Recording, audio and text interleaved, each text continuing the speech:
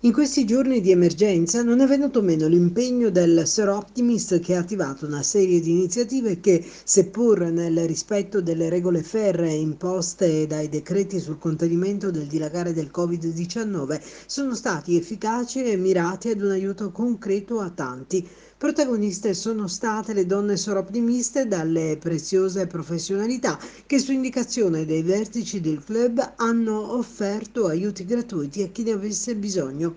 In questo tempo difficile e inatteso, afferma la presidente del club di Agrigento, Olga Milano, abbiamo attivato una rete di solidarietà che, insieme ad altri club dell'Unione Italiana, ci ha viste protagoniste in servizi di consulenza online. Oltre alla donazione di 250 mascherine FFP2 all'ospedale San Giovanni di Dio e la partecipazione attiva delle nostre socie all'assistenza psicologica online, abbiamo tenuto una tavola rotonda, dice, in videoconferenza, in cui si sono susseguiti interventi di natura scientifica delle socie di Agrigento, impegnate a chiarire aspetti medici, psicologici e farmacologici relativi al Covid-19. All'incontro ha anche partecipato, con toccante racconto, la dottoressa Minio, pneumologa presso l'ospedale Giovanni XXIII di Bergamo, mentre illustra ancora la Presidente, con la collaborazione della Scuola Media Garibaldi e dell'ASP di Agrigento, sempre in modalità online. Prossimamente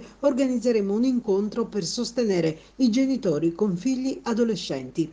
I servizi gratuiti del Sor Optimist non si fermano a questo. Il numero nazionale 02 54 62 11 offre vari sportelli a cui ci si può rivolgere, ripetiamo, gratuitamente, ed avere risposte ed indicazioni dalle professioniste su diverse tematiche.